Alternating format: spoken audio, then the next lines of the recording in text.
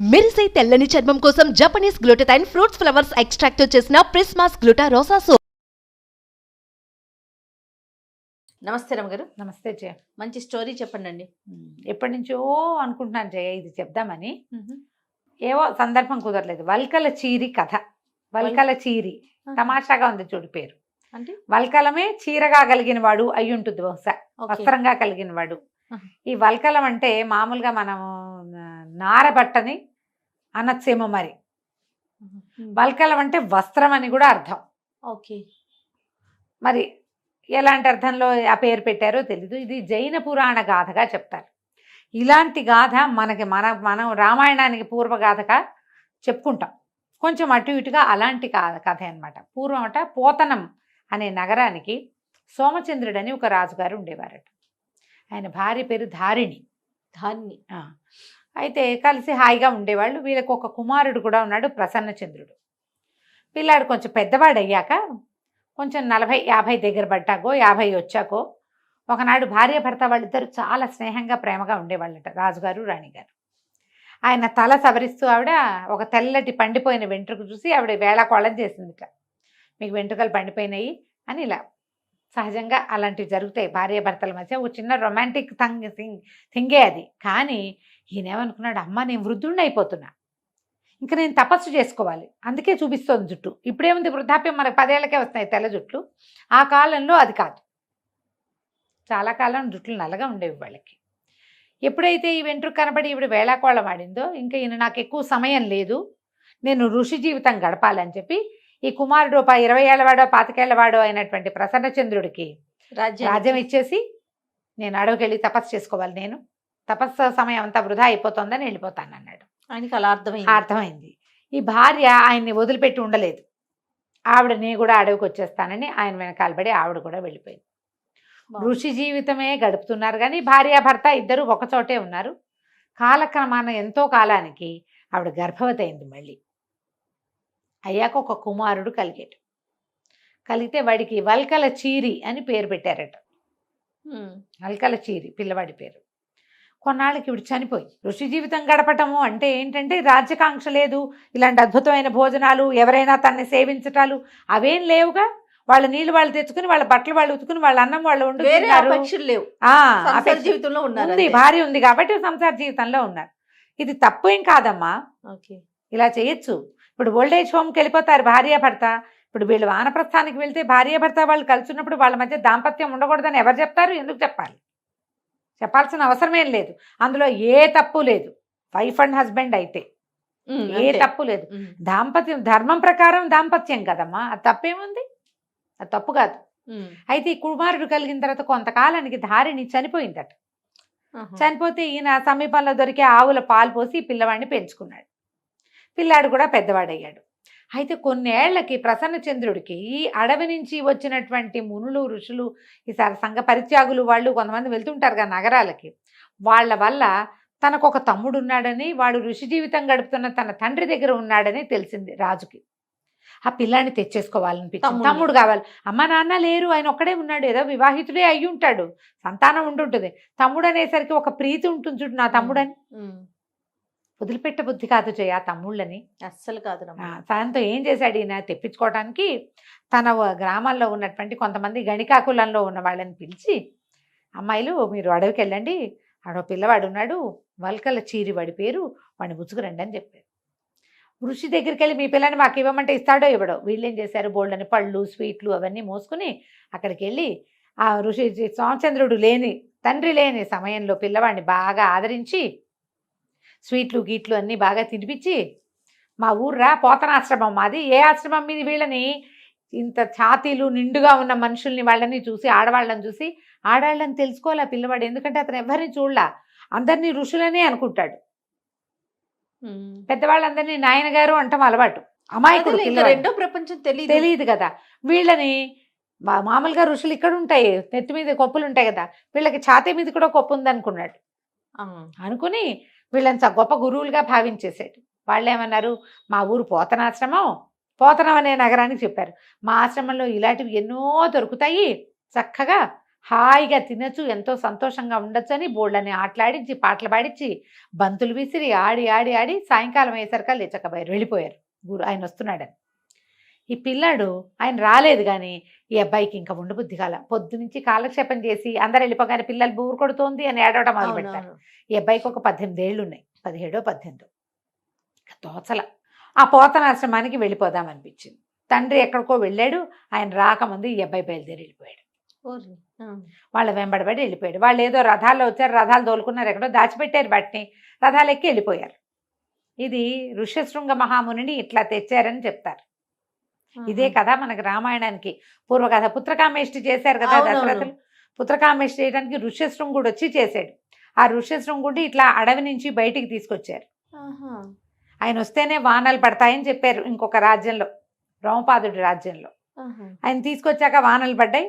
ఆ శాంతాదేవిని, రాముల వారి అక్కయ్య అయిన శాంతాదేవిని ఋష్యశృంగ మహామునికి ఇచ్చి వివాహం చేశారు. ఆయన వచ్చి పుత్రకామేష్టి యాగం చేయించారు వీళ్ళకి. ఋష్యశృంగుడి కథ కూడా ఇలాగే కనపడుతుంది. స్త్రీముఖం తెలియని వాడు ఋష్యశృంగుడు అంటే. సరే ఏమైంది, రథానికి వాళ్ళు వెళ్ళిపోయారు. వాళ్ళ కోసం అటు చూసి ఇటు చూసి తోచక ఈ కుర్రాడు కూడా బయలుదేరి వెళ్ళిపోయాడు. అదే పనిగా పోతనాశ్రమానికి దారెటు అని వాళ్ళని అడుక్కుంటూ కనపడ్డ వాళ్ళని వెళ్తుంటే ఒక బండి వాడు కనపడ్డాడు. ఒక బండి వెళ్తోంది, అడవిలో నుంచి బయటకు వచ్చేసాడు. బండి వెళ్తుంటే వాళ్ళకి నవ్వొచ్చింది. పోతనమా అన్నారు. అవును పోతనాశ్రమం అన్నాడు. అనేసరికి భార్య భర్త ఇద్దరు ఉన్నారు. వాళ్ళు కుర్రాన్ని చెయ్యిల బట్టి లాగి పైకి ఎక్కించుకున్నారు. ఎక్కించుకుని బండి మీద కూర్చుని ఈ పిల్లవాడు వెళ్తూ ఉంటే ఈ ఋషిగారిది, ఈ ఆశ్రమం ఎవరిది, ఆశ్రమం ఎవరిది, ఇళ్ళని కూడా ఆశ్రమం అనుకుంటున్నాడు. వాడికి తెలియదు పాపం. పొట్ట చెక్కలయ్యేలాగా నవ్వుకుంటూ భార్య భర్త కుర్రాన్ని బాగా ఆదరించారు. ఏవో పళ్ళు కాయలు చేతిలో పెట్టారు. ముందుకెళ్ళేసరికల్లా ఒక దొంగవాడు బండిని అటకాయించాడు. బండిలో ఏదో ధాన్యం ఉంది, అది ఇవ్వమని అటకాయించేసరికి బండివాడు మంచి గట్టివాడు. వాడేం చేశాడు, ఆ బండికి పోల్కర్రలు ఉంటాయిగా పక్కన, ఒక మంచి గెన్స్గా ఉన్న కర్ర తీసి తలకాయ పగల కొట్టేశాడు దొంగ. వాడిని పొదల్లో కీడ్చేసి వాడి దగ్గర కొంత దొంగ సొమ్ము ఉంటే ఆ సొమ్ము అంతా తెచ్చి తన బండిలో పెట్టుకున్నాడు. బండి అట్లా ముందుకు పోయింది. కుర్రాడు వాళ్ళతో పాటే ఉన్నాడు, వలకల చీర. ఈ నగరం దగ్గరికి వెళ్ళేసరికల్లా ఇదిగో ఇదే పోతనాశ్రమం ఇదే బాబు, దిగి వెళ్ళు అని కుర్రాడిని దింపేసి ఏమనుకున్నారు, ఈ కుర్రాడు ఎక్కటం వల్లే మనకి ధనం లభించింది. లేకపోతే ఇన్నాళ్ళ నుంచి ఏ దొంగ అటకాయిచ్చలా ఎవరి దగ్గర నుంచి పావలా 10 పైసలు ముట్లా మనకి. వాడు దొంగతనం చేసుకొచ్చిన సొమ్మంతా మన బండిలోకి ఎక్కింది. అది పిల్లాడి వల్ల ఈ అదృష్టం పట్టిందని నమ్మాడు బండివాడు. వాళ్ళ ఆవిడే నమ్మింది. ఏం చేశాడు, జేబులోంచి కాసిన రూపాయి నాణ్యాలు తీసి పిల్లాడి చేతులు పెట్టి, బాబు ఇవి లేనిదే ఇక అక్కడ నీ కథ నడవదు, ఈ డబ్బులు ఉంచుకో, జాగ్రత్తగా ఉండని కుర్రవాడిని పంపించాడు. ఈ కుర్రాడు అలా పోతనాశ్రమం నడుచుకుంటూ వెళ్తూ ఒక వేశ్యవాటిక వైపుకు ప్రవేశించాడు. వెళ్తే చక్కటి వాడు, పైగా అడవిలో ఉండి ఫ్రెష్ ఎయిర్, ఫ్రెష్ ఫ్రూట్స్ అవి తిని నున్నగా ఉన్నాడు వాడు, తలతల్లాడుతూ. మరి ఏ మురికి మకిలి అంటనేది ఏదైనా బాగుంటుంది కదా. ఈ కుర్రాడు ఒక పెద్దవాళ్ళ వాకిట్లో ఆగి, ఆకలిగా ఉంది, ఏదైనా పెట్టించండి నాయనగారు, లేదా ఈ డబ్బులు తీసుకుని నాకు కూడా ఒక ఆశ్రమం నిర్మించండి అని ఆ చేతిలో ఉన్న డబ్బులు ఆ వేశ్యమాత చేతిలో పోసాడు. అయ్య బాబు, ఈయన ఎక్కడి నుంచో మహర్షి మనకు దొరికాడని ఆవిడేం చేసింది, రానాయన లోపలికి రా అని లోపలికి తీసుకెళ్ళి, వాళ్ళకి వంట బ్రాహ్మణులు ఉన్నారు లోపల ఇంట్లో, వాళ్ళు ఎవరితోటో చక్కగా వంట చేయించి పెట్టి రుచికరమైన పదార్థాలు, నీకు ఆశ్రమం ఏమిటి వివాహమే చేయిస్తానని పెళ్ళి ఏర్పాట్లు చేసేసింది ఆవిడ. తన కూతుర్నిచ్చి ఈ అబ్బాయికి ఇచ్చి వివాహం చేయటానికి. ఇంతలో ఏమైంది, ఈ వేశ్యవాటికలు ముందు నుంచి వెళ్ళారుగా గణికలు కొంతమంది, వాళ్ళు వెళ్ళి వచ్చేలాగా లేడండి అబ్బాయి, అతనికి ఏమీ తెలీదు, చాలా అమాయకంగా ఉన్నాడు, మేము మళ్ళీ వెళ్ళాము, మళ్ళీ వెనక్కి వెళ్ళేసరికల్లా అబ్బాయి ఆశ్రమంలో లేడు, మీ నాన్నగారు వచ్చేసారు, ఆయన వెతుక్కుంటున్నారు, ఎక్కడికి వెళ్ళిపోయాడో తెలీదు, మేము అతన్ని మిస్ చేసేసాము, మాకు తెలియలేదు, అమాయకుడు ఎటు వెళ్ళిపోయాడు అని రాజుగారికి చెప్పారు. చెప్పేసరికి ఆయన విసుకొచ్చేసింది. సాయంత్రం అయ్యేసరికి తమ్ముడిని చూసేస్తానని ఉత్సాహంలో ఉన్నాడు. మనం ఎవరికోసం ఎదురు చూస్తున్నప్పుడు వాళ్ళు రాకపోతే డిసప్పాయింట్మెంట్ ఉంటుందా. ఆయన ఆ చుట్టుపక్కల అంతా వాయిద్యాలు పెట్టి చిచ్చి ఇవన్నీ గోల ఆపడానికి కసురుకున్నాడు. అందరూ అన్నీ ఆపేశారు. రాజుగారు దుఃఖంలో ఉన్నాడు, తమ్ముడు చేజారిపోయాడని. ఇంతలో ఎక్కడి నుంచో మంగళ వాయిద్యాలు వినపడుతున్నాయి. ఏమిట్రా మంగళ వాయిద్యాలు వినపడుతున్నాయి, ఎక్కడి నుంచి రా అని కేకలు పెట్టాడు. పెట్టేసరికి సైనికులు 2-3 రోడ్ల మీదకి వెళ్ళి కనుక్కొని, వేశ్యాగృహాల నుంచి వస్తుందండి, ఓ పెద్ద వేశ్యమాత ఒక ఆవిడ ఉంది, వాళ్ళ అమ్మాయికి వివాహం చేస్తుంది, వేశ్య కూతురికి వివాహం ఏమిట్రా, ఎవరితో ఏమిటి కనుక్కోండి అంటే ఎవరో ఋషికుమారుడిలాగా ఉన్నాడండి అని వార్త తెచ్చారు. అక్కడి నుంచి ఈ గణికలు ఎవరైతే వెళ్ళారో ఈ అబ్బాయిని తీసుకురావడానికి పలకల చీరని తేవడానికి వాళ్ళతో కలిసి రాజుగారు అక్కడికి పరిగెత్తాడు. పరిగెత్తేసరికల్లా సాక్షాత్తు తమ్ముడే పెళ్లి కుమారుడుగా కనపడ్డాడు. పెళ్లి ఇంకా అవల, ముందు ఏర్పాట్లు ఉంటాయిగా, పెళ్లి కొడుకుని చేయటం పెళ్లి కూతురు చేయటం, మంగళ వాయిద్యాలు భోరని మోగుతున్నాయి. అక్కడి నుంచి పట్టేశారు. పట్టుకుని ఆవిడకి ఏదో కొంత ధనం ఇచ్చి కుర్రాన్ని తెచ్చుకున్నారు. తెచ్చుకుని ఇంటికి తీసుకొచ్చి చక్కగా స్నానం అది చేయించి తల అంతా సంస్కరించి ఆహారం పెట్టి అంతా నువ్వు ఇక్కడే ఉండు కానీ హాయిగా ఉండొచ్చు, ఇక్కడ వివాహం చేస్తామని మంచి యువరాణుల్ని ఎవరినో వివాహం చేసి ఎదు చేద్దామనుకున్నారు.